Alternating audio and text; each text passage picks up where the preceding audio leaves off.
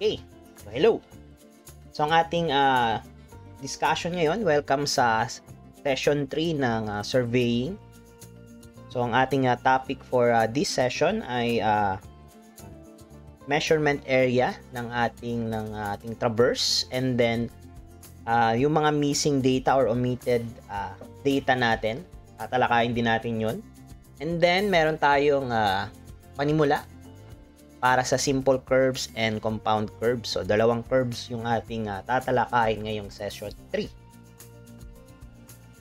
Sana ay makinig and wag lang ilagay sa tabi-tabi yung inyong mga phone. Okay. So, heart reacts nga dyan. So, before tayo mag-start na ng official, ilan-ilan lang. So, tulog na siguro yung iba or kumakain. So, pwede nyong gawing online coaching and chill. Okay. So, start na tayo. So, unang methods, meron tayong 4 na methods actually kung paano mag-measure ng area. Una is yung ating division of the track into simple figures. Pangalawa is offset naman from a straight line. And pangatlo, yung ating pinakagamit o yung pinaka-accurate na pagme-measure ng area is the coordinate system or coordinates method. Then pang-apat, yung ating double meridian distances or yung ating double parallel. So, alin sa dalawa? So, for division of track, ito yung nangyayari kung paano tayo nagsosolve. So, parang gagawa lang tayo ng mga triangulation or i-divide lang natin yung ating pinakalote or kung ano mang sinusukat natin into different shape kung saan tayo mas mabilis makakakuha ng area. So, commonly, ang ginagamit sa surveying is yung triangle. So, yung triangulation. So, as you can see dito sa ating figure, meron tayong mga triangles dyan. So, hinati-hati dyan into triangles. In that way kasi, mas mabilis tayo makakapag-solve ng area.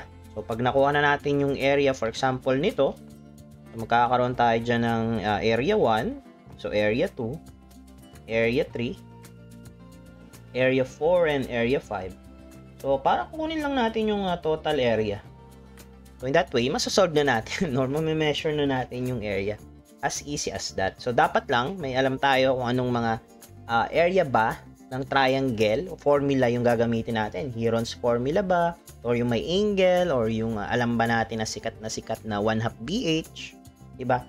So, yung sa mastery na lang nung triangle yung ating pagtitignan ng ating pansin kung gaano ka-aware sa mga formula ng triangle. So, pangalawa is yung ating tinatawag na offset from straight lines. As you can see, meron tayong straight line dyan. So, ginagamit to karaniwan sa earthworks. May mga ganyan. So, ito, meron tayong regularly spaced. Ibig sabihin lang, yung kanyang offsets ay equal. Yung B, yung common interval niya. Ayan, equal yan. So, dito sa figure, nakikita nyo, so meron tayong point or 50 meters na interval. So, from 0 to 50 and so on. So, ito yung formula niya to get the area. So, meron tayong B, quantity H sub 0 over 2 plus and so on. Ayan. And then, kung hindi naman tayo, mag-irregularly space naman tayo. So, as you can see, hindi na siya pantay-pantay. From 60 meters na dito, tapos naging 80. Ayan, naging 100. Ayan, paiba-iba. So, itong formula na to, yung ating gagamitin para makukuha tayo ng area. Okay? So, yung ating tatalakayin ngayon is yung may kinalaman sa surveying. So, may kinalaman din naman to, pero not totally. Okay? So, yung number 3, yung ating tinatawag na area by coordinates. So, sa site, usually, ang ginagamit namin doon is coordinates din, para makompute namin yung mga area. So, hindi kami karaniwang gumagamit ng bearing and then azimuth. Bihira. So, ang gamit doon, usually, is yung coordinates. So, pwede nyo rin itong itabi sa inyong mga alaala para pagka kayo ay na-assign na someday sa surveying team, or maging part kayo ng survey team sa site development or sa layouting ng mga column. So magagamit nyo to. So kasi coordinates yung ginagamit namin doon. So ayan. So tatandaan lang lagi. So dito sa coordinates, so dapat yung iyong departure and latitude ay laging balance. So, tandaan nyo yan. So, huwag kayong dadali agad ng coordinates na method kung hindi balance yung iyong departure or latitude. Okay? So, ibig sabihin kasi nun, close yung iyong traverse or nag-close. So, ibig sabihin, wala na tong error. Wala na siyang error ng latitude or departure. Tatandaan yan. So, heart reacts nga. Kung isi-save na sa sa memory. 1 kilobyte lang to pag sinave. Ayan, nakasave na ni Vega, ni Versida, ayan. 1 kilobyte lang naman yun pag sinave. Tatandaan yan, ha? Okay. So, paano ba mag-solve ng coordinates method? Madali lang naman actually. So, dapat maayos lang yung iyong pagkakaset up ng table. So, pagka binigyan kayo ng departure and latitude, ganito dapat yung pagse-set up. So, dapat, hindi mo siya itatapat sa A. For example, itong A, hindi mo itatapat doon yung departure mo and latitude. Lalagyan mo siya ng space. Para saan? Yung space mo na yan, dito yan sa eastings and northings nyo. Okay? So, yung A mo, ito yung katapat niya, then mag-i-space kayo for departure and latitude. Huwag nyo itatapat dito, huwag nyo isasabay dito. Lalagyan kayo dyan ng 157. So, medyo malilito kayo. Trust me. So, dapat ganito yung iyong pag-aayos. Okay, maliwanag ba? So, ayan, nakita nyo may mga spaces between. Ang katapat naman ng letter is yung eastings. Ayan, nakita nyo? So, katapat niya. So, paano yan? Madali lang yan. Itong dalawa na to, yung easting and northing coordinates, either assume yan or pwedeng ibigay or pwedeng binigay ng government or nasa problem. Ganon. So, dito, assume lang yan. Binigay lang yan na assume yung easting mo daw ay 10,000. Then, yung northings mo ay 5,000. So, madali lang naman tandaan yung eastings kung X. Diba? Sa Cartesian plane natin, ayan, ano ba yung east? Diba yan yung X? Yung northings. Diba yan yung Y? So, walang makakalimot yan, baka diyan ka pa magkamali. Yung value ng Y, for example, ang binibigay kasi is parang coordinate na 1,000 or 10,000 and then 5,000. Huwag ko nga ilagay ito. Ayan, ganyan yung ibinibigay. So, syempre, dito, ito yung X ko, ito yung Y. Ibig sabihin, ito yung eastings ko, ito naman yung northings ko. So, sa problem, ito yung binibigay karaniwan, ha? Or pwede rin namang banggitin, pero kung ito lang, huwag kayo malilito. Okay? So, sige. So, madali lang mag-solve ng coordinates. So, kailangan lang magaling kayo magpindot sa calculator nyo. Hindi kayo nag-aapura. Okay. So, kung namali ako ng pindot, so, let me know. Kasi medyo mabagal yung aking calcu. Mapabilis yung pindot ko. Ito, namamali. Okay? So, ready na ba? So, heart reacts nga uli kung ready na. Ayan, ang bilis. Okay, sige.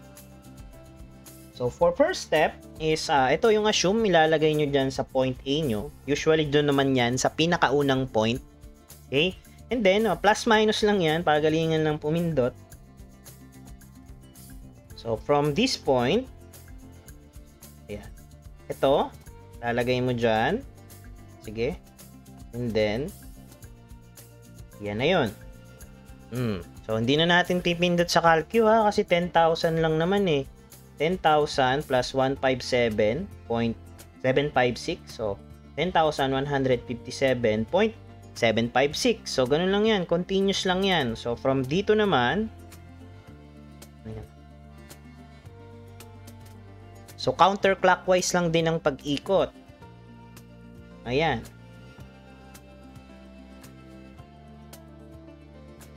Yan. So, yung kung anong sign, so, i-carry out nyo yun. So, always yan plus. So, plus yan. Plus natin. Plus din yan, plus. Oh, sige, pindot tayo para magamit naman yung CalQ. So, try natin itong, sige, simula tayo. 10,000 plus 157.756. Ayan, tama tayo. And then, plus natin 1.819. Ayan, tama uli. Pangalawa. And then, pangatlo. Plus 58.806. Ayan, 10,218.311. Then, plus negative 180.052. And 1,038. And dapat, pag chinek nyo yan, pag nakarating sa dulo, dapat magbabalik yan kung anong value ng A. Yan. Sige, plus natin yung negative 38.329. Ayan. So, babalik siya sa 10,000. Ibig sabihin, tama yung pagkakagawa mo. Okay? So, tandaan nyo lang, pag naggawa kayo ng table nyo, may point A sa simula, may point A din sa dulo. Ayan, dapat bumalik siya doon. Kung anong value niya dito, babalik ka rin. So, ganun din sa ating northings. Same process lang din. So, sa northings naman natin, di yung latitude. Ayan.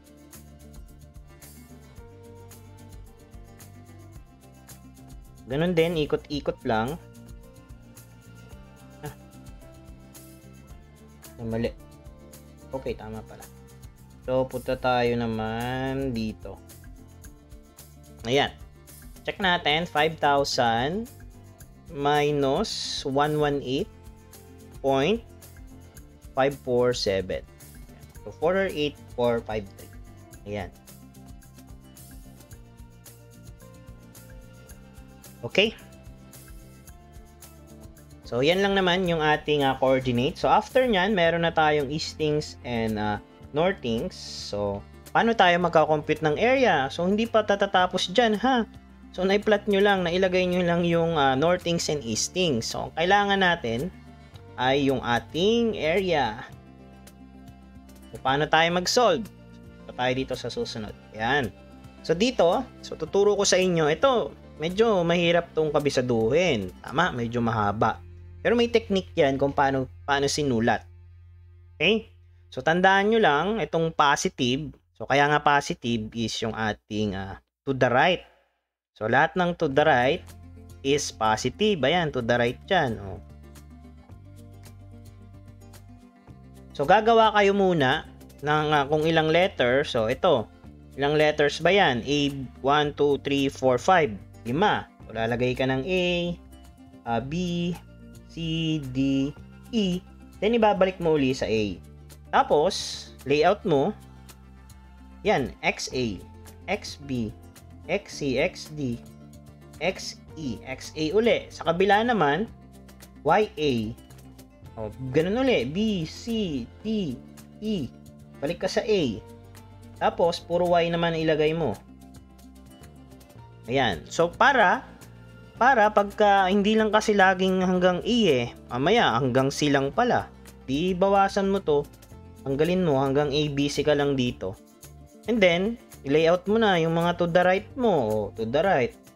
Yan yung magkaka-pair. Parang mix and match lang, ano.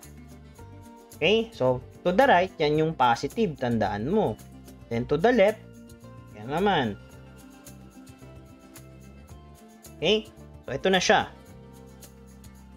Kaya, ganyan yung kinalabasan. Ngayon, yung to the right, isahin mo na yan. Sila yung magka-pair.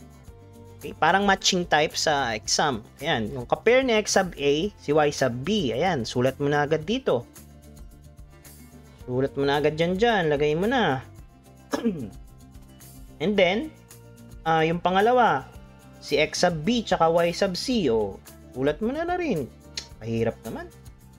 And then, X sub C, Y sub D. Ayan. And so on. O, pag to the left naman, so, alam mong to the left, so negative yun. To Ito, to the left yung arrow mo, negative. Okay? So, nung kapartner ni Y sub A, kung sanay kang nauuna si Y eh, o di pwede pa rin. Kahit baliktarin mo to, walang problema.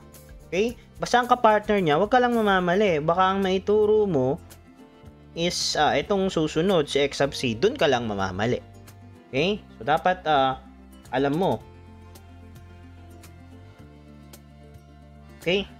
So, heart reacts nga uli kung nag-get siyang ating arrow to the left at to the right. Ayan, very easy pa lang naman. Wala pang masyadong complicated. So, ayan. So, isolve natin ngayon. So, ngayon, may masyado lang mahaba yung solution nito. So, bear with me and samahan nyo akong mag-type sa inyong calculator. Pakilabas ang inyong mga calculator. So, meron tayong 2A equals. So, sa-substitute kasi natin lahat yan eh.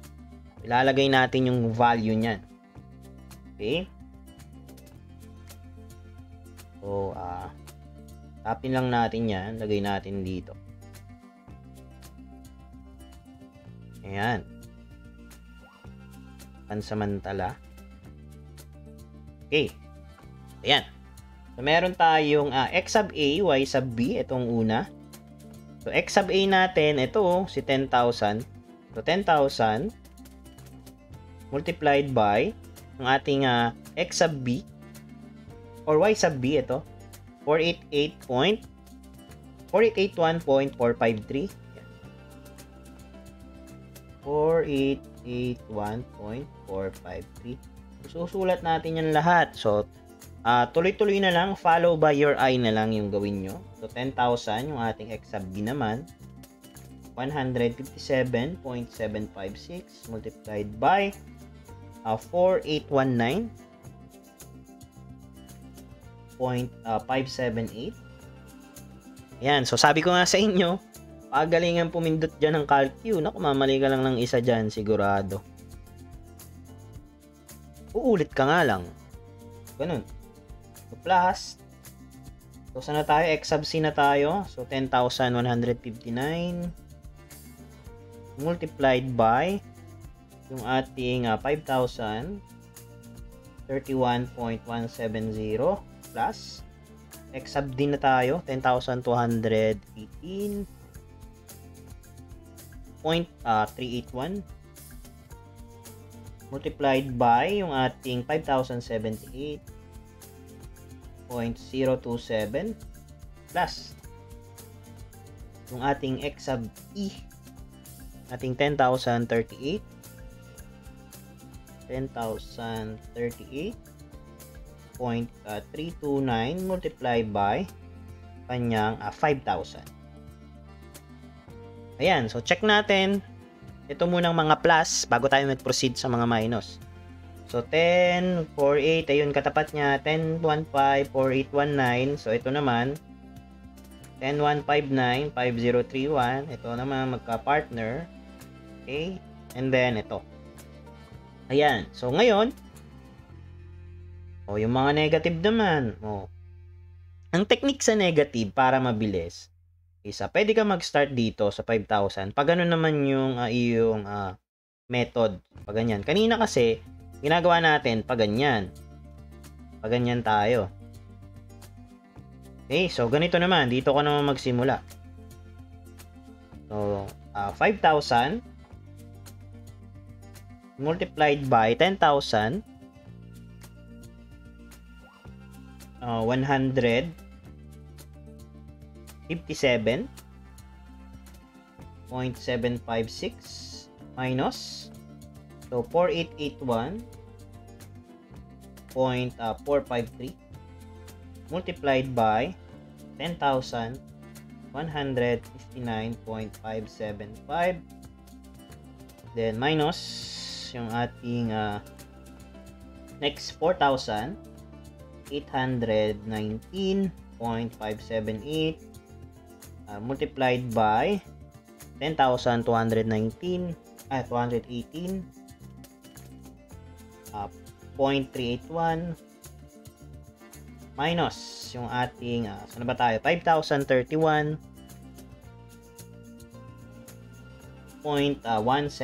times yung ating 10,000, 38.329. Ayan, and then yung ating last is 5,078.027.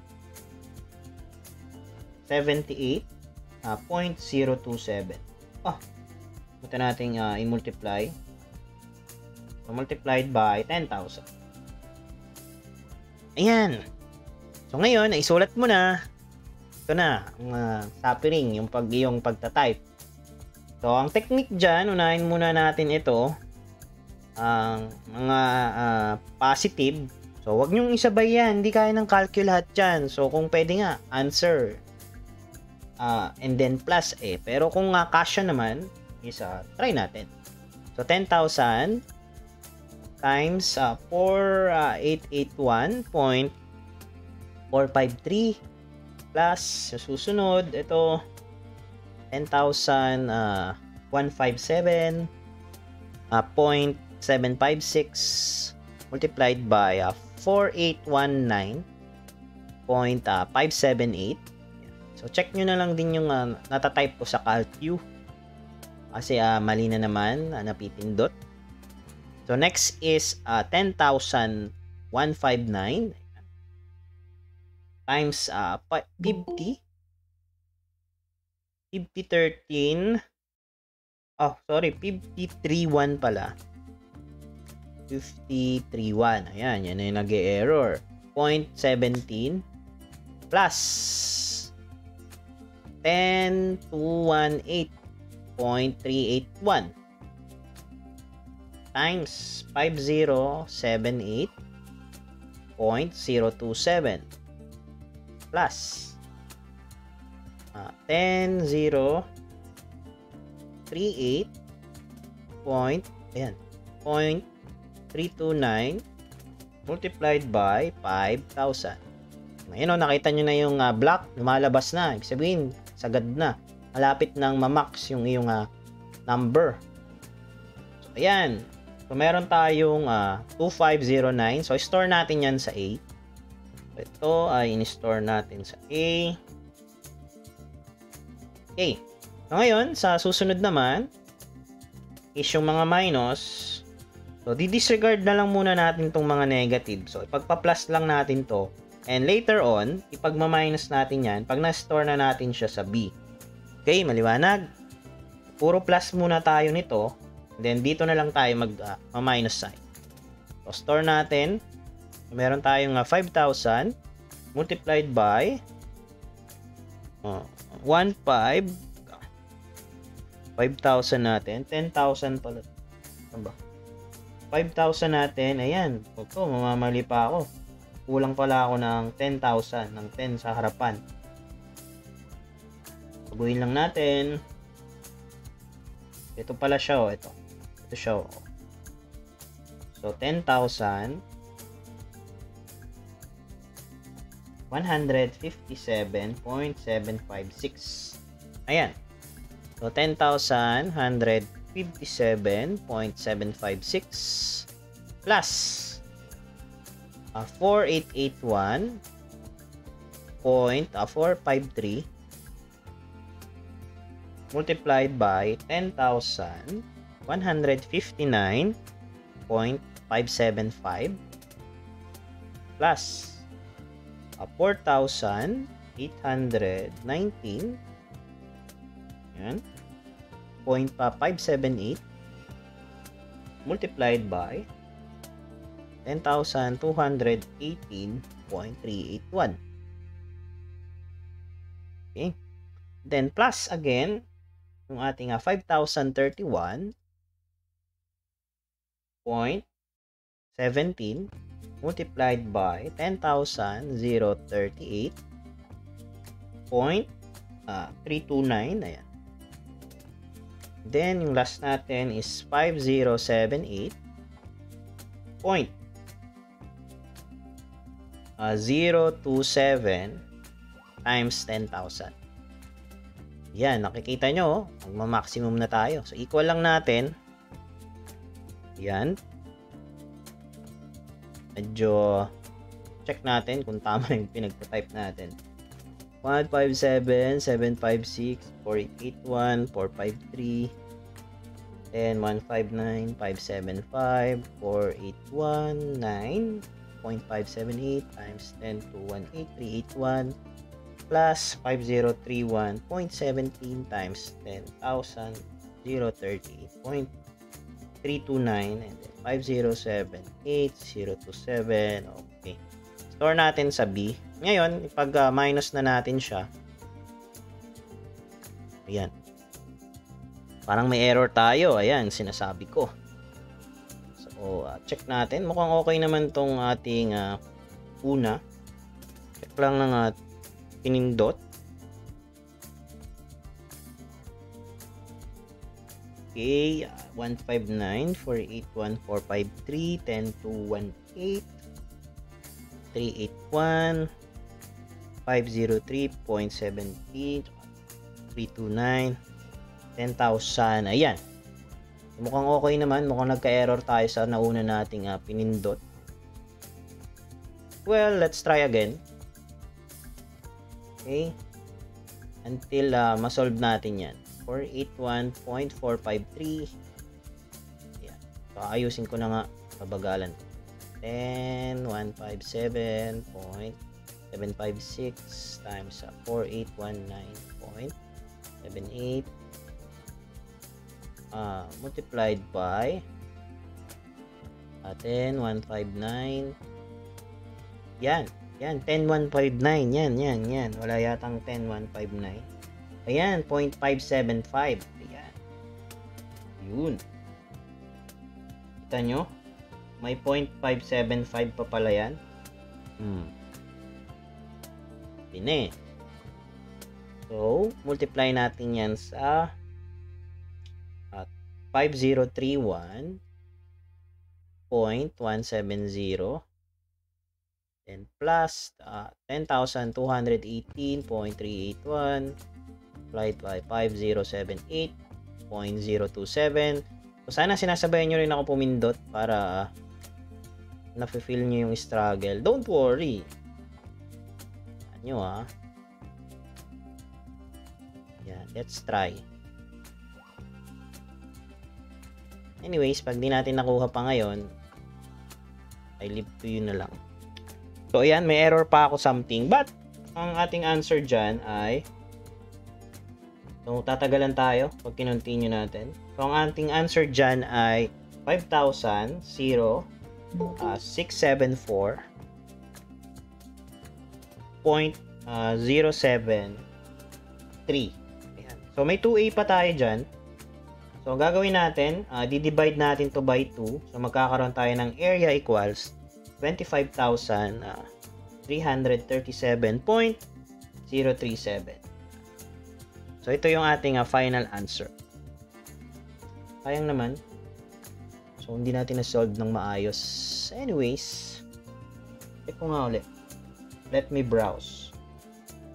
So, 10, 4881.453 plus 10,157, 4819578, 10,159, 575, 5031.17, 10,218,381, 507,289, 5,000. Okay naman. Dito sa baba, 5,000, 5,000, 10,000.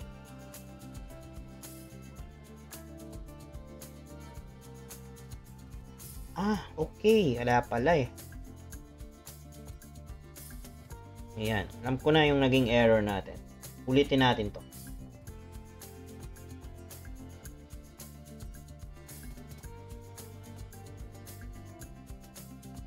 So, let us rewrite this. Ayan. So, pag ganito, ayan. Ganito ba? Teka. Ganyan, pag ganyan. Ayan. So, meron tayong 10,000. Kaya pala eh. 5078. So, tama ko lang ito mabilisan. Plus, minus, ating 10,038.329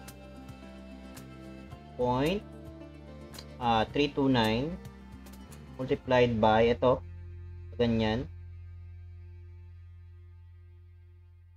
multiplied by 5031.170 minus to 10,218.381 multiplied by 4,819.578 minus pag ganyan. So 10,159.575 multiplied by 4,881.453 then minus 10,157.756 multiplied by 5,000. Ayan. So, hindi natin isa-solve pero I think tama na siya. Tama na to pagkain yung tinry calculus. So maglilib lang akong ilan minutes and then screenshot para mapindot. Okay, next is yung ating pag-determine ng area is yung ating DPD or DMD. So sa DPD at DMD, so ganun din. So pagka bago kayo mag-determine ng area, dapat yung ating departure and latitude ay balance. So i-check nyo kung yung departure and latitude na binigay ay balance. So pag hindi, huwag kayo agad magpe-perform ng DMD. Okay? So dapat iba-balance nyo muna siya. Ano nga ang pang-balance nyo? So merong transit rule. So meron pang isa, yung ating compass rule. So yan yung gagamitin natin na pang-balance. Okay? So, dito, sabi sa problem is balance na siya. Actually, yan din yung kanina. Ito. Ano ba yun? Ayan. So, nakita nyo? Yung departure and latitude. So, ito rin yan. So, ngayon, DMD naman yung gagamitin natin. So, kasi, dito, mahirap to pagka sinusolve. Nakita nyo, napakahaba. Pero kung i-DMD lang natin to, is mabilis lang. Okay? So, actually, medyo may idea na rin kayo dito eh. So, for DMD, ganun lang din. So, sa DMD, ano na nga yung ating mnemonics? Alala nyo yung demand. Ibig sabihin, pag DMD, departure yung gagamitin mo. Ayan o. Yung departure. So, gagawin mo, magkakaroon ka ng additional column for DMD and double area. So, una kasi, ito lang yung sayo. Lalagay ka pa ng bagong column, DMD, tsaka double area. So, first, isulat mo agad yung line ng AB. Ayan. So, lagay mo dito kung ano yung departure nun, copy mo lang. And then, ikot-ikot na naman. Ayan. So, ikot-ikot lang. O, ikot. And then, ano yung susunod? O, type na natin. 157.756 plus times 2 mo na lang yan. O 315 pa lang. O dito pa, dadaan pa yan dito. And then dun pa lang mapupunta. So plus yung iyong 1.819. So 317331. Ayun na siya. Then susunod mo na ikot, dito naman.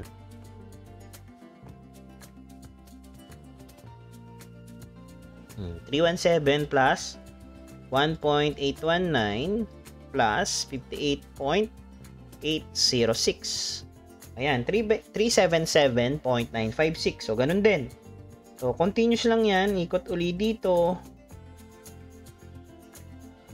So, hindi ko na isosolve yung iba.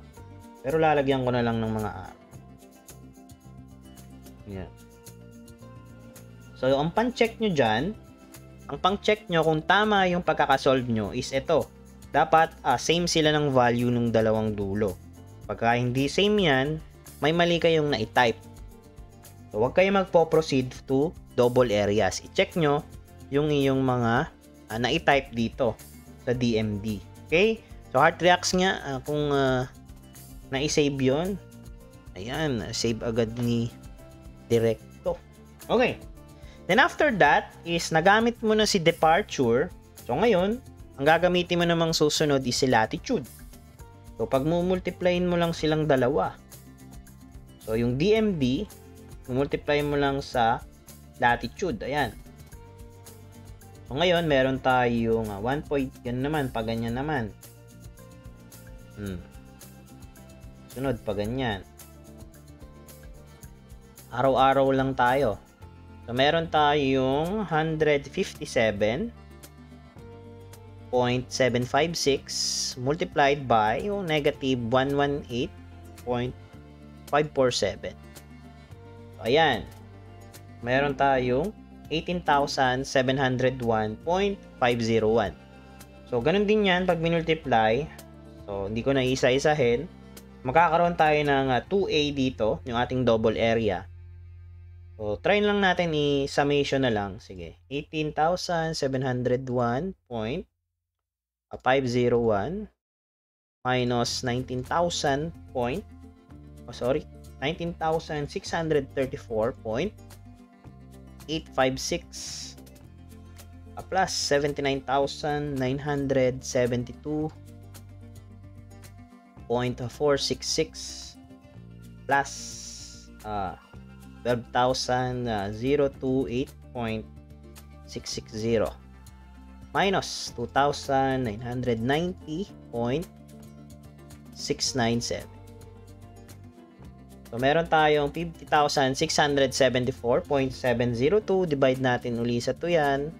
So, ayan, yung ating final answer na 25,337.036.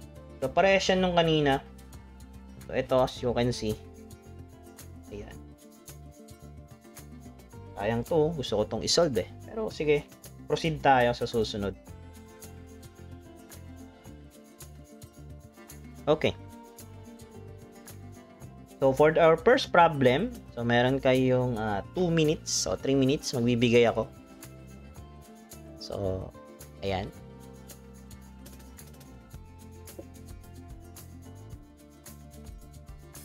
Para basahin.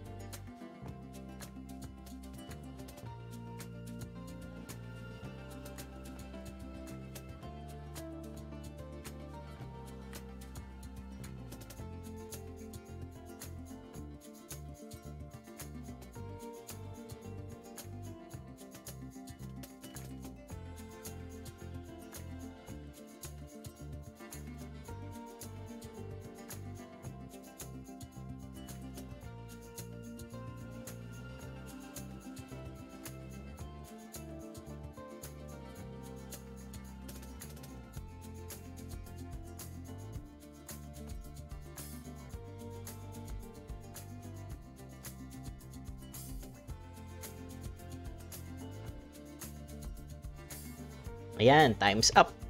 Okay.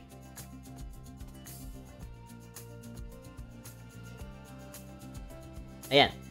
So sabi, a parcel of land, basahin natin. A parcel of land has been surveyed in the field and the lengths and bearings, the various sides are shown. Meron tayong column for lines and then bearings, distances. So ang ating pang-correct ay compass rule for balancing a traverse. So letter A, compute the area of closure of the traverse shown. Then what is the precision of linear measurement? And then ito yung bago. So itong first two question is very familiar na kayo. For question C, what is the total area included within the traverse in acres? And then, what is the total area included within the traverse in acres using naman yung ating by coordinates? Okay, so first is check natin kung yung ating table ay balance na. So as you can see, ay hindi. So gagawin natin, edi magsosolve tayo. Kasi kung balance na yan, is mabilis na tayo, rekta na tayo ng BMD. And then, 2A na. Pero yung ating given ay hindi. So, bearings and distances. So, very basic or pinakauna pa yung ating data. Napakasimple ng ating data sets. So, wala pang calculations na ginagawa. So, ganun pa rin. Sulat lang tayo ng lines. Bearing. So, tayo AB, BC, CD, and DA. So, for bearings naman, north, 53 degrees 27 minute east, then south 66 degrees 54 minute east, south 29 degrees 08 minute west, then north 52 degrees west. So distances tayong 59.82, 70.38, 76.62, and then 95.75. So, meron tayong latitude and departure. Lagay na natin yung mga sign nila. So, north natin, positive, south, negative, negative. North is positive, departure is positive, positive, west is negative, and negative. So, ayan, using yung ating calculator techniques na rect, and then A and B, solve na natin yung ating latitude and departure. Meron tayong shift, yung ating minus sign, A and B. Yan, calc function. So, yung A natin is the distance, 59.82. Ating bearings is 53 degrees, 27 minutes. Meron tayong 35.624. And then, 48,056. Okay, next naman, equal lang. Is yung ating 70.38. Then, yung ating angle, 66 degrees, 54 minutes. So, 27.621. 7.621. 613. 27.613. And then, yung ating departure, 64.737. So, for our CD, 76.62. And then, 29.08.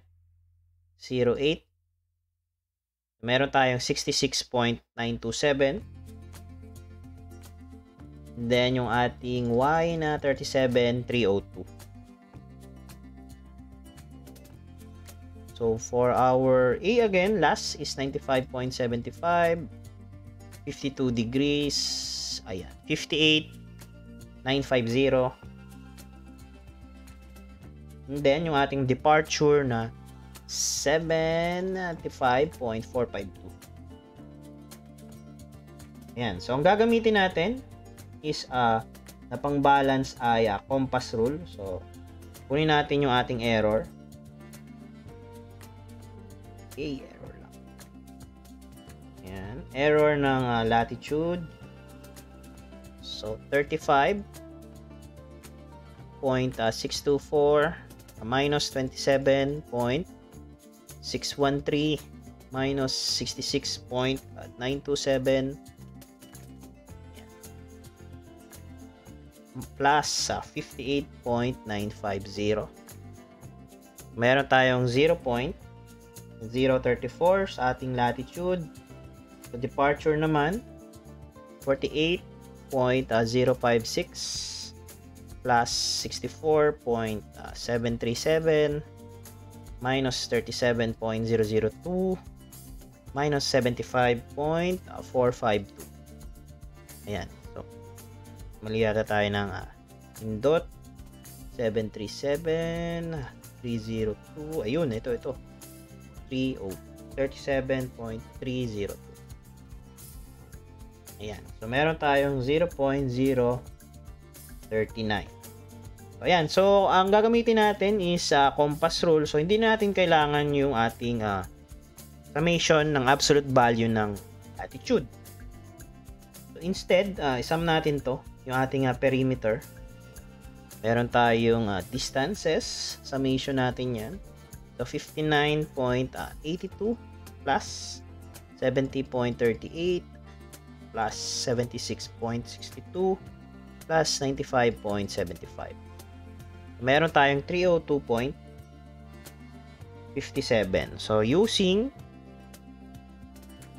compass rule, tandaan, so ating formula sa ating compass rule, meron tayong adjusted departure or latitude equal siya sa ating departure or yung ating latitude minus yung ating error ng departure or latitude multiplied by the length over the perimeter. Okay, so papalitan natin yan para mabilis tayo makapag-solve. So ito, papalitan natin sa calculus ng A minus yung ating error ng departure. So hindi natin ilalagay. So unahin natin ay sabihin natin latitude muna tayo. So meron tayong A minus, yung error ng latitude is 0.034. Then yung length natin is B over yung perimeter natin, ito 302.57. Yan. Para si AB lang yung tatanungin. Yan. Si AB lang yung tatanungin. So, which is magkatabi pa. Ito yung iyong A. Ito yung iyong B. Yan. Lagay din tayo dito. A. Ito yung B. Okay. So, ayan. Tayo ay maggawa ng equation sa calcu minus 0.034 applied by B over yung ating perimeter na 302.57. Oops, ayan. So, calc function lang tayo. Yung ating first adjustment sa ating latitude. So, dito, pwede tayo maglagay ng adjusted table dito. So, let's say adjusted latitude. And then, dito naman, adjusted sabi natin konti. Adjusted departure. Ayan. Kuha na lang tayo dyan na separating lines. Ayan. Ayan. Okay. So, ayan. So, for our first, sa ating adjusted latitude dito, so, meron tayong latitude na 35.624. Then, yung B natin dyan, 59.82. Ayan. So, meron tayong 35.617. So, 35.617. Palitan natin ang kulay. Ng pula. 35.617. Next, equal lang yan. So, meron naman tayong negative 27.613. Ang ating B is 70.38. So, meron tayong negative 27.621. Next is yung ating negative 66.927. Then, distance natin, 76.62. So, meron tayong negative 66.936.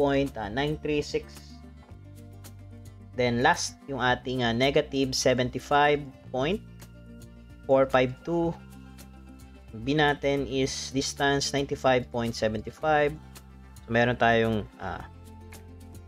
pali pala tayo ng tinype na departure pala yung tinype natin. Palitan lang natin to ng 58.950. Ayan. Meron tayong 59.939. Oops. 939.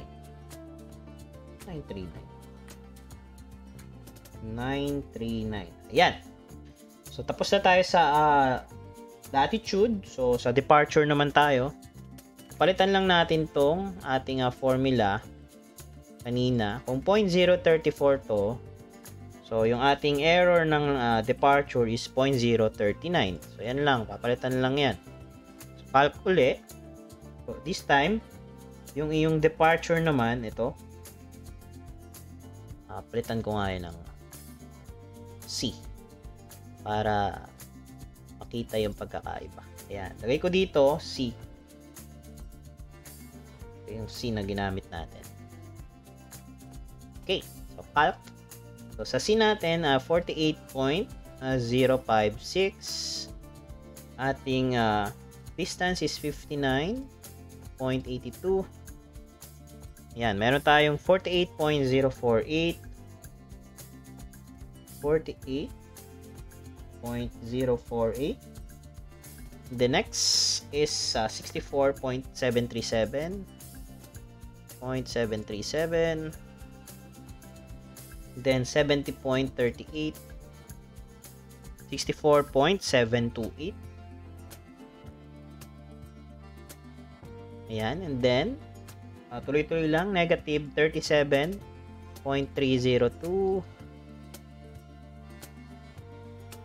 Then, distance is 76.62.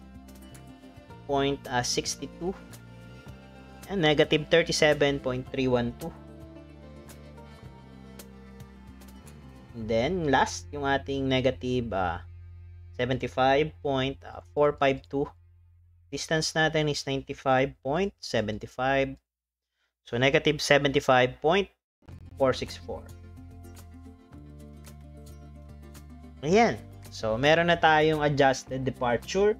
So, kung gusto nyo pang i-check, pwede yan. Ito-total nyo lang. 35.617. Kung medyo nag-aalinlangan pa kayo,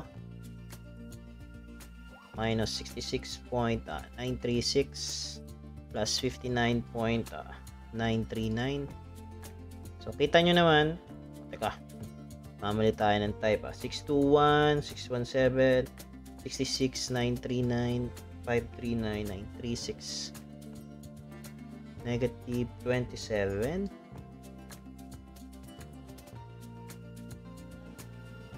Ating ito. 58.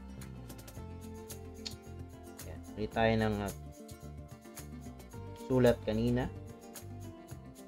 58.939 yan. Ayan. You can see, masyado nang maliit. So, most likely, 0 na yan. Okay? Ayan. Malayo na yan. 0 na yan. 1/1000. So, 0 na yan. Masyado nang sarado na yung iyong latitude. So, departure naman, 48.048 plus 64.728 minus 37.312 minus 75.464. Ayan, 0. Saktong-sakto. So, dapat nga 0 yung kanina eh. May namali lang siguro tayong type something. So, kung hindi kayo sure kung tama ba yung mga napipindot nyo, pwede nyo i-check yung adjusted latitude nyo. Kung 0 ba siya or hindi. Tulad kanina, may hindi nagsi-0. So, napansin ko na mali tayo ng pindot dito sa 58 something na to. Anyways, so, tuloy na tayo sa ating DMD na tayo. So, ganyan DMD. So, ganyan kahaba yung magiging table nyo para kayong nag-Excel. Ayan. And then, 2A yung last na data natin. Last column. 2A. So, for DMD naman, so ayan, yung kanina mo. So, ikot-ikot lang yan. Paano ka iikot? Naalala niyo yung demand. So, dito lang, tinabi ko na yung departure. So, copyin lang natin yan. So, meron tayong 48.048. So, ngayon, papaikutin natin siya. Yan, paganyan, paganyan. So, 48.048 multiplied by 2 plus 64.728. So, meron tayong 160.824.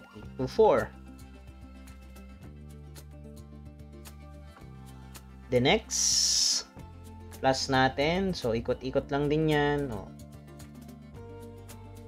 Ganyan. Plus 64.728 minus 37.312. So, meron tayong 188.24. Then last is minus 37.312 minus 75.464. Yan. So, meron tayong 75.464. 75.464, which is tama yung ating pagkakatype kasi mag-equal sila ng ating departure. Ngayon, yung ating last is yung ating 2A. So, dito naman yan, yung magka-partner naman dyan is si latitude and BMB. Yan naman yung pagmumultiply natin. Meron tayong 48.048 multiplied by 35.617. Yan, meron tayong 1711.326. Next, 160.824 multiplied by negative 27.621. Meron tayong negative 4442.12. Then, next, 188.24 multiplied by negative 66.936. Ganyan siya katagal sinusolve. 12,600. Masyado nang maliit. Try natin. 12,600.033. Yan. Then last, yung ating 75.464 multiplied by 58.939. Meron tayong 447.773. So, total natin yung ating 2A equals pagpa-plus pa. Meron tayong 1711.326 minus 4442.12 minus 12,600.033 plus 4447.773. So, meron tayong negative. So, absolute value yan. Negative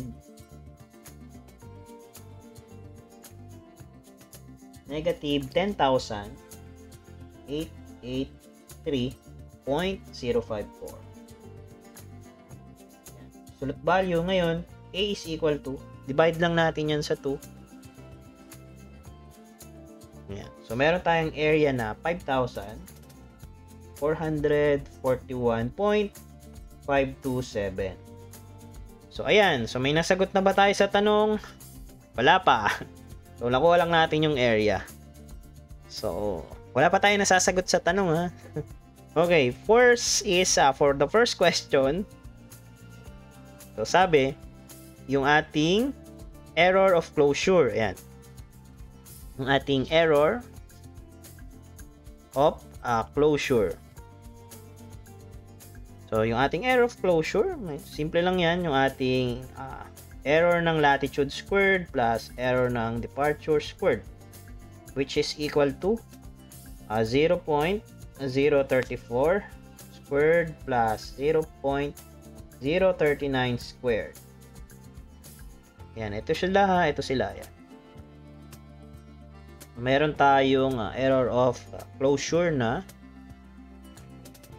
0.034 squared plus 0.039 squared. Yan. So, 0.0517.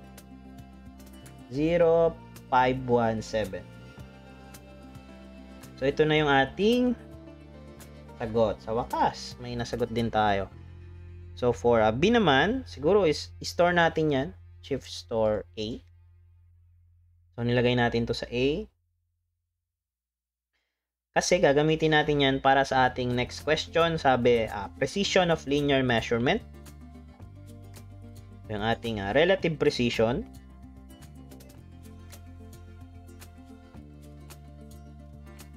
So, equal yan dun sa ating linear misclosure over yung ating perimeter. Ayan. Meron tayong linear misclosure or error of closure na nakastore sa A. Lagay natin. Store natin sa A over yung ating perimeter na. Ano ba ang perimeter natin? 300. Ito, 302.57. 302.57. Meron tayong, recall natin si A over 302.57. Ayan. So, yan ay naka scientific notation. So, pindutin lang natin itong nasa taas na to para mag-raise tayo sa negative 1. So, meron tayong 1 over 5A 48. So, ito yung ating final answer. Ayan, nakadalawa agad tayo. So, for question number letter C, so sabi, what is the total area included within the traverse in acres? So, hindi kasi acres to eh. So, ano yan? Square meter. Pero may area na tayo. So, meron tayong area in acres. So, meron tayong A na 5441.527 square meter. So, multiply lang naman natin yan. So, in every 1 acres, 1 acre lang pala, meron tayong 4,047 square meter. Meron tayo. So, divide lang natin to. So, 5441.527 over 4,047. Meron tayong 1.345 square, hindi pala yan, meters. Acres na yan. Ayan. And then, ano naman yung susunod? Sabi, what is the total area included within the traverse in acres using area by coordinates? Ayan. Yung coordinates, ito yun. Area by coordinates. Ginawa natin. Mamaya, babalikan natin to. Solve natin yan. Pero ito na. So, nag-prepare naman na ako ng data dyan para hindi na ita-type or isusulat. So, adjust na lang natin. Lagay natin sa medyo taas. Ayan. So, ito, by coordinate system. So, ganun pa rin yung ating pagtitable. So, ito, assume din yan, 1,500 by 10. So, for your first na magkaka-partner, sige, ayan. So, ito sila. 1, 1, 5, 10, 3, 5, 8, 1, 5, 4, 8, then 16, 1, 2, 9, 4, 1, then. So, para naman sa negative, ito naman yung susunod na magkaka-partner. Ayan. So, ito sila. Sunod. Yan yun. Yan. And then, dulo, yung 941, tsaka. Okay. So, ngayon, tatype na lang natin sa CalcQ. Sana ay hindi tayo mag-miss. So, unahin uli natin yung mga positive. So, meron tayong 1,500 multiplied by 1035.617. And then, plus 1548. Oops. Parenthesis. Ayan, isa pa yan sa nakakamiss. 0.048 times 1007.996. Ayan. Plus yung ating 1612.776 times 941.06. So, next is plus 1575.464 multiplied by 1,000. Check natin bago tayo mag-equal. 1,000, 1,564, 464, 94106, 1612776, 1007, 966, 1548, 048, 617, 15. Ayan. Equals. Store natin sa A. Then, yung mga minus naman, 1,000 times 1548.048 plus 1035.16617 multiplied by 1612.776 plus 1007.996 times 1575.464 plus yung last natin as 941.06 500. So, check ulit natin. 1,500 pala to. Yan. So, 1594106, 1575464, 9,007. Ayun, 996, 776, 1612, 1035, 617, 1000, 1548. Yan, shift store B. Ngayon, pag minusin natin yan, so meron tayong negative. So, 2A again equals absolute value negative 10,882.97857. So, A equals, divide natin to sa 2. Meron tayong A equals divided by 2. 5441 5441.489. Okay? So, ngayon, square meter pa rin yan. Pero parang parehas na kanina. Ayun. Kaya lang, medyo miss ng konti. Pero mas accurate to. Yung ating coordinate system. Pero, 5441, halos almost the same sa ating DMD. But, kaya tingnan nyo, pag kinonvert natin sa acres naman yung tinatanong. So, meron tayong acres. Ayan. Di-divide pa natin to. So, 1 acre over 4047. So, multiplied by, divided by 4047. Ayan o, 1.345 acre. So, diba almost the same din yung ating kaninang sagot. 1.345 acres. So, pareha sila. So, yun nga lang to, medyo yung kapangitan dito is prone sa error ng pagta-type sa CalcQ. Pero pag in-Excel mo yan, siguro okay. Ito naman, medyo kailangan mo ng analyzation, and then, prone din sa error ng CalcQ kasi medyo marami ding tina-type. But, the same pa rin yung magiging sagot. Any of the two pwedeng gamitin unless specify kung ano yung gagamitin. Kung nilagay is by coordinates, edi gagamitin mo is by coordinates. Pero kung inilagay ay wala naman, walang nilagay, edi mas maganda DMD ka na lang. Mas mabilis mag-solve pagka DMD yung gagamitin. Okay, so yun pa lang yung sa ating area determination.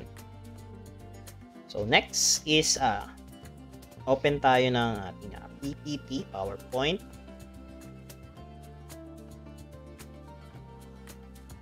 Yan ko lang.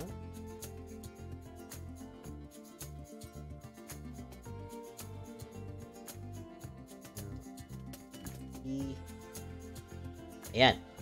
So yung ating next discussion is yung ating missing data or omitted measurement. So kasi minsan nagkakamali tayo sa isang line. Usually sa site kasi minsan so pag sobrang dami ng traverse mo 30 or mga 10. So minsan namamali tayo doon sa isang line. For example, line AB, nalimutan mo pa yung pinakauna, doon ka pa namali. Pwede pa yan, masasolve pa natin yan or magagawan pa ng paraan. Okay, so paano ba?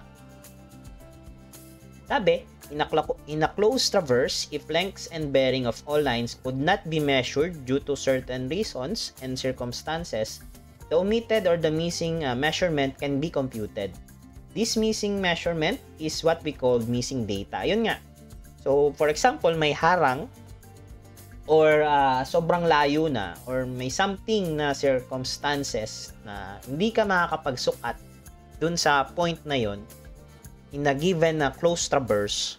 So, magagawa mo pa ng paraan yan as an engineer. Okay? So, gagamitan mo yan ng calculations using yung ating missing data, yung mga techniques dito. So, ito naman, omitted measurement. It is used to compute the length and direction of a line which will divide the track into specific parts or required areas. So, meron tayo kasing tatlong cases ng omitted measurement. Una, yung unang case natin is yung omitted measurements are on one side, yung nasa isang side lang. Mamaya makikita nyo yan sa mga problem. Pangalawa, yung omitted measurement involving two adjoining sides. So, dalawa na sila. Dalawang magkatabi na. Okay, yung una, isang line lang yung nawala. For example, line AB lang. So, dito sa pangalawa, adjoining na yung magkasunod, yung AB, BC.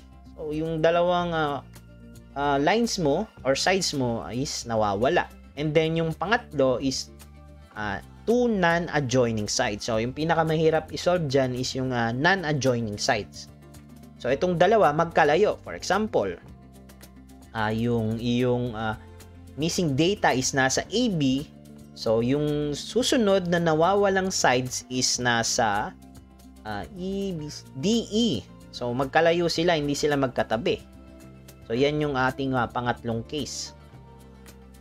So, ano bang gagawin natin? Anong procedure yung, or techniques yung gagamitin natin pagka yung ating nawawalang measurement ay nasa isang side lang? Okay? So, meron tayong simple as tatlong step nga lang eh. Sabi, for step 1, get the summation of latitude and departure. The sum will be the latitude and departure of the unknown line but opposite in direction. So, isi-save nyo to ha.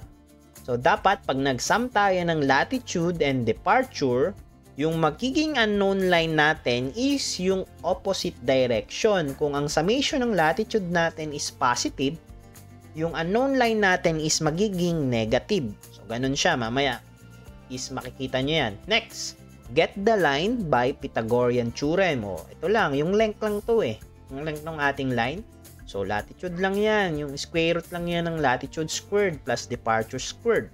Then, kung gusto pa natin yung bearing, ito na yung ating inverse tangent ng departure over the latitude. Okay? So, paano naman pagka two adjoining sides? So, dito medyo complicated lang but sa ating mga susunod na example is kailangan is kita nyo talaga or may maging familiar kayo sa mga cases. Okay? For length of one side and bearing of another side is unknown, and then length of two sides unknown, and then bearing of two sides unknown. So, pwede kasing nawawala yung length ng dalawang sides. Pwede rin yung bearing. Kaya, one side yung isa, bearing, yung isa naman is yung length. Okay? So, paano naman?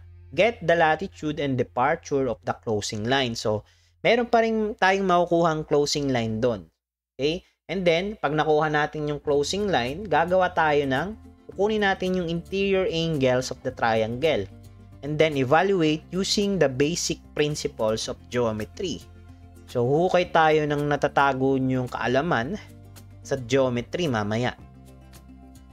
And then, ito, yung isa sa medyo mahirap na kunin, yung two non-adjoining sides. Kasi dito, meron tayong tatlong case din. Una, one side and one bearing is unknown. So, parang ganun din sa kanina. But yung step is different naman.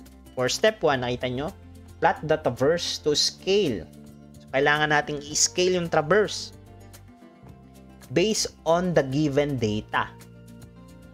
So, kung di natin ma-scale yun, medyo meron namang mga given kung paano natin masosolve. For example, parallel yung isang line into the other lines. May mga ganun naman. Which is, may mga example din naman akong ibibigay na para dito sa non-adjoining sides. Okay? But the difference here is, kailangan nating i-plot in traverse. Kung gagawin mo to sa site or pwede naman sa ikakad mo, mabilis din. Kasi doon nakaka-scale tayo based doon sa ating data. So ito sa site to, medyo nagagawa ito. Okay? So ayan lang yung sa ating introduction ng ating missing data or omitted measurement. So back na tayo sa ating sample.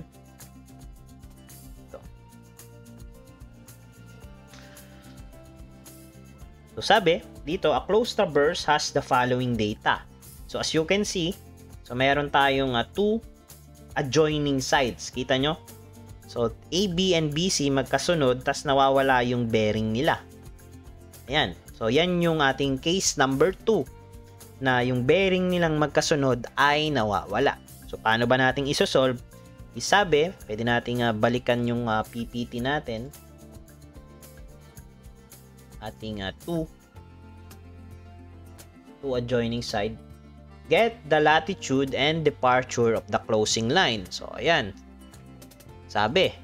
So, ang closing line natin dyan, ito, meron tayong tatlo. So, makakakuha tayo dyan ng, makakapagsara tayo gamit itong tatlo na to eh. So, first is, kailangan ma-drawing natin yung ating traverse ng based doon sa kanilang mga bearing. Okay?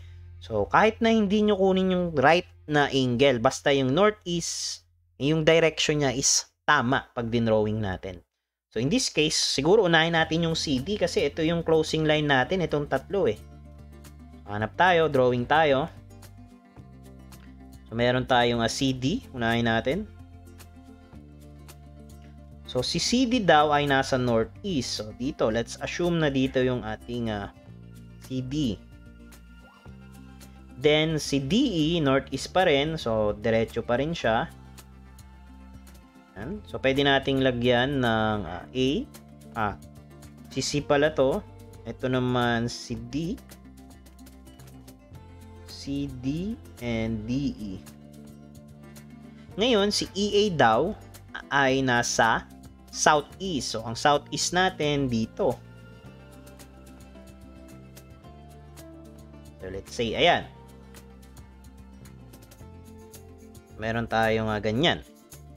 Ngayon, is hindi natin alam kung anong direction or bearing ni AB at BC. Hindi pa natin siya may i-draw. Pero pwede tayo mag-assume kung paano makakapagsara. So, isipin mo lang, mag-assume ka lang kung paano mo ba maisasara yan. So, pwede akong maglagay dito. Let's say dito. Ayan. Assume lang naman eh. So, hindi pa sure kung tama yung nilalagay mo. Then, pag connectahin ko lang sila, then, ito, connecta din. Ayan. So, ang gagawin mo for the next step, sabi, is, get the latitude and departure of the closing line. So, gagawa tayo ng closing line. So, ang ating magiging closing line dyan, ito, meron tayong AC or CA. palitan natin ng kulay. Mas maganda. So magiging closing line mo, ayan. So ibig sabihin, pagka kinuha mo tong AC or CA is, kita mo, magsasara yung iyong traverse, di ba? Yan yung tinatawag na closing line. May close mo sila. Given kasi yan eh. So pwede mo yung i-assume na yung line na yan is makukompute mo talaga gamit yung ating geometry. Okay? So ngayon is kunin na natin to. Lagay na tayo dito ng another column for latitude and departure. Okay, so dito, since wala tayong AB, so hindi natin masasolve yan, kunin natin tong dulo. Ito. Okay? And then, maglagay tayo ng another extra. Lagay tayo ng extra para dun sa ating AC. And ito, yung ating line na yan. So, dito na lang natin ilagay. AC. Yan. Okay. So, gamit yung ating rec function sa ating calculator. Shift, rec, and then A. And then, yung ating Shift B. Calculate natin. So, meron tayong 12.83. Then, yung ating B, bearing natin 1 degree 45. Uy. 1 degree 45. Ayan. So, magkakaroon tayo ng 12.824. So, 12 dito ha. 12.824 and then yung ating Y na 0.392. Ayan. So, ngayon, lagay na nga natin yung ating direction. So, positive, positive, negative. Ito naman ay positive, positive, positive. Next is 64.86. Then yung B natin is 72 degrees, 10 minutes. Yan. So, meron tayong 19.863. Oops. 19.863 multiplied or yung ating departure naman 61.744.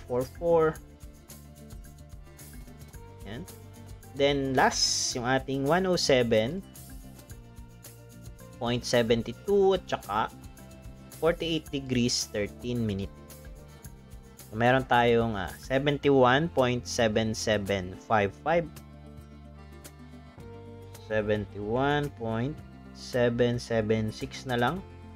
Then yung Y natin is 80.324.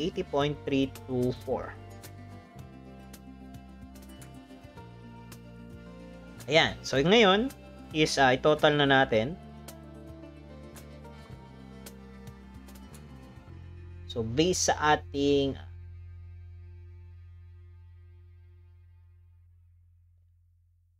balik tayo dito sa ating PowerPoint. Views. Ayan. So, parang yung step kasi natin dito sa una is ito. Yung isasum natin yung latitude and departure para kasing ang nangyari, nagkaroon tayo ng isang measurement na nawawala. Itong AC. Kita nyo? Sa ating yan. So, itong AC ito. Yan yung nawawala. Kaya isasum natin yan gamit yung ating procedure 1. So, isasum natin yung latitude and departure. And then, yung kanilang, yung unknown line natin will become the opposite in direction lang. Okay? So, let's summation. So, meron tayong 12.824 plus 19.863 minus 71.776. So, meron tayong negative 39, negative 39.089. Pero sabi, diba, sabi sa ating procedure is opposite in direction. So, ngayon, kung negative yan, gagawin nating positive 39.089. So, yan yung magiging line natin sa AC or latitude natin sa AC. For departure naman is 0.392 plus 61.744 plus 80.324. So, meron tayong 142.46. So, 100, positive 142.46. So, dahil yan ay summation pa lang, so ilalagay natin opposite in direction. So, negative 142.46. So, yan ay magiging latitude and departure ng ating AC. Now, to compute yung ating AC, meron tayong square root ng 39.089 squared plus 142.46 squared. Yan, AC. Meron tayong 39.089 squared plus 142.6 squared. Meron tayong 147.725.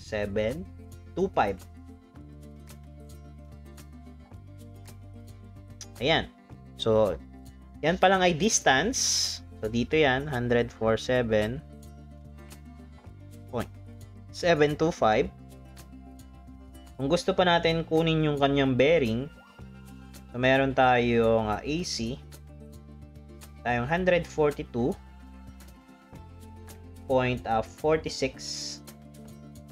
divided by yung ating 39.08. So, arctangent lang natin yung ating departure over latitude 142.46 divided by 39.089. So, meron tayong 74 degrees 39 minutes 23.3 seconds. So, yan ay pa lang, kailangan natin ng direction. So, since yung ating latitude is positive, so, di nagiging north yan, and then yung ating departure negative, so, magiging west. So, sulat natin yung tama, yung bearing. So, meron tayong north, 74 degrees, 39 minutes, 23.3 seconds west. So, yung direction, dito nang galing yan ha. Ayan o. So, kung hindi mo na opposite in direction, mamamali ka. So, kaya kailangan ma-save nyo yun. Instruction na yun sa inyong mga utak or sa inyong maalaala nyo or maalala nyo yung iyong ganong condition na kailangan is i-opposite in direction ko yung makukuha ko. Kung hindi, mababaliktad yung iyong bearing. Liwanag? Okay. So, ngayon, may bearing na tayo. Pwede nating ilagay yan eh. Lagay natin dito sa drawing. So, meron tayong 147.725. So, ang hinahanap natin is bearing ng BC. So, ito pa siya eh. Ito pa yung BC mo, yung hinahanap mo. So, ngayon, based doon sa ating steps kanina, tapos na tayo dito, nagamit na natin yan. Sabi, get the interior angles of the triangle. Ayan. So, anong triangle ba yung kukunin natin? Ito, ito yung triangle na to. Ayan o. So, yan triangle na yan. So, mga interior angles niyan yung kukunin natin. So, paano ba kumuha? So, ayusin lang natin tong ating mga crosshair para maayos yung pagkakalagay natin. Ayan. So, pwede nating ilagay na yung mga direction. So, sabi, yung aking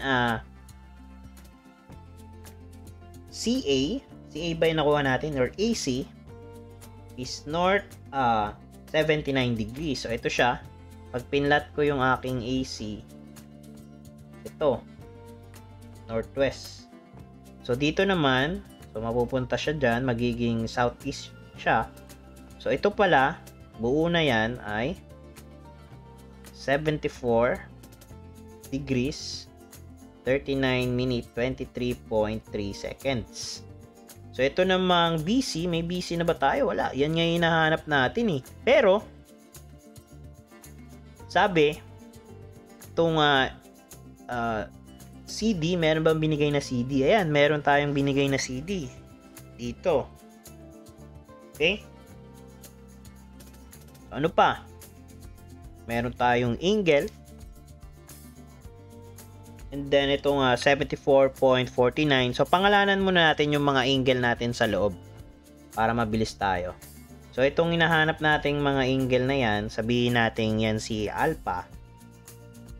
Okay? So, ito yung mga interior angles. Ito naman si beta. Pangalanan natin. So, ito naman si theta. Ayan. Okay? Paano natin makukuha si alpha? So, kompletuhin muna natin itong figure. May binigay kasi na distance eh. Ayan o. Kita nyo? So, for AB daw is 44.47. 44.47. And then, si BC naman, 137.84. So, 137.84.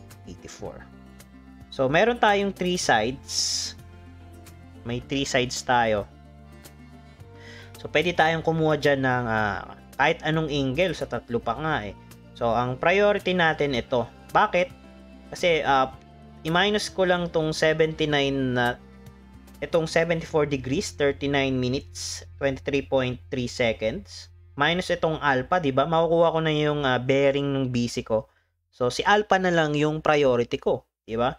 So, paano ko makuha yung angle ni alpha? Eh, di gagamit ako ng cosine law. Okay? So, ito, yung dalawa niyang adjacent side, tapos yung angle nila between two sides. Yes, yun yung gagamitin ko. So, using yung ating cosine law. So, meron tayong opposite na 44. Natin. 44.47, di ba? C squared yun. Sige, sulat ko na rin formula. C squared equals A squared plus B squared minus 2AB cosine alpha. Kasi alpha yung nandun ko eh. Ayan. So, ito yung magiging C ko, yung opposite side. Ito yung A ko. Then, ito yung B. Ayan lang yun. Okay, kompletuhin ko na yung A squared ko, 147.725 squared plus B squared ko naman is 137.84. 84 ba siya? Ayan. Squared minus 2A natin 147.725, B natin is 137.84.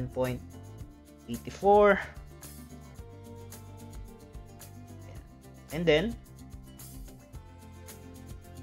yung ating 147.7 yung ating cosine alpha equals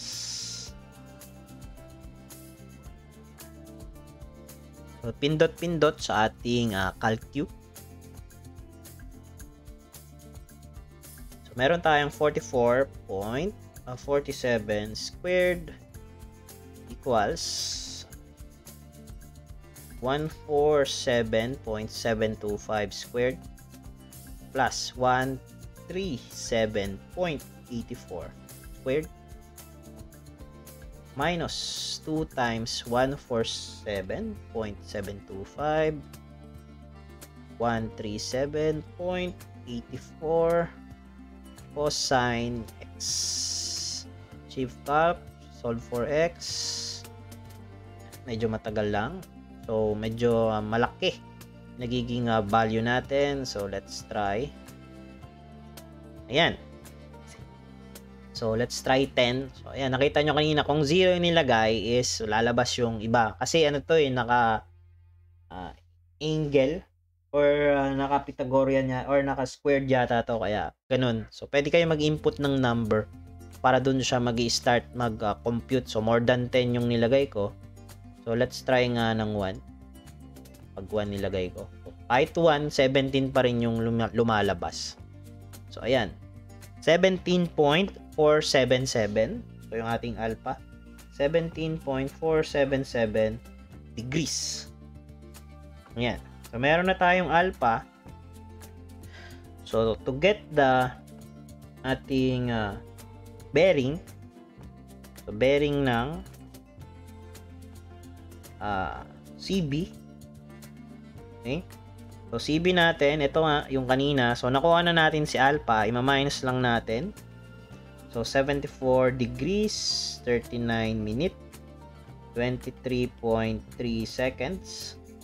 So, ito, shift store A natin. Tapos, sige. Type na lang natin. 74 degrees, 39. Palitan natin ito. 17.477. So, gawin natin siyang meron tayong 74 degrees, 39 minute, 23.3 seconds. Minus yung alpha natin, 17 degrees, 17.477. Yan. So, meron tayong bearing ng BC na 57 degrees, 10 minutes, 46.1 seconds. So, bearing is kailangan pa rin ng direction. As you can see naman sa illustration natin. So, ito ay southeast. Tayo nga, southeast. Pero, ang hinahanap is BC. Okay? So, hindi CB. So, papalitan natin. Opposite side lang naman yan eh. Bearing ng BC. So, kung ito south, so ito, pag pinroject mo dito, ayan. As you can see, meron tayong magiging value na north. 57 degrees, 10 minute, 46.1 seconds west. So, this will be our final answer. Ayan. So, medyo complicated yung two adjoining sides. Kasi nga, kailangan natin kunin yung mga interior angle nito. So, but the process is still the same pa rin. So, kaya lang nakuha yung ating kanina sa ating PowerPoint. So, almost 2 cases yung pinerform mo eh. Pinerform mo itong first, yung one side, and then yung adjoining sides na ito. Okay, but yun naman yun. Makukuha mo rin yung hinahanap. So, for our next problem, natin. Balikan na lang natin yung kanina. Ito. So, solve natin to ng maayos. So, meron pa tayong ilang minutes 12. Ano ba yun? Ito. So, let's try to solve ngayon. Check lang. So, di kasi natin na solve ng maayos. Okay. So, type natin ng more slowly ngayon. Dahan-dahan. 10,000 times 4881.453. Yun. 453. Plus, yung ating 10,157.756. Ayan. Oops. Multiplied by 4819.578. 578 ba yun? Ayan, 578 nga. Then, ano ba tayo? Oops. Plus 10,0159.575 multiplied by 5031.17 plus multiplied by yung ating 10,218.381 times 5078.027 plus ating 10038.329 times 5,000. Lang natin. Ayan. Store natin sa A. So, for B naman is 10,000 plus, or sorry, times 5078.027 and then plus yung ating quantity 10,000 10,038 10,038.329 multiply by 5031.70 plus 10,218.381 multiplied by 4819.578 plus ating 10,159.575 multiplied by 4881.453 plus 10,157.756 times 5,000. Yan. Store natin to sa A minus B. Yun, 5067. Yan, nakukuha na natin ito. 50,674,073. Divide lang natin sa 2. Ayan.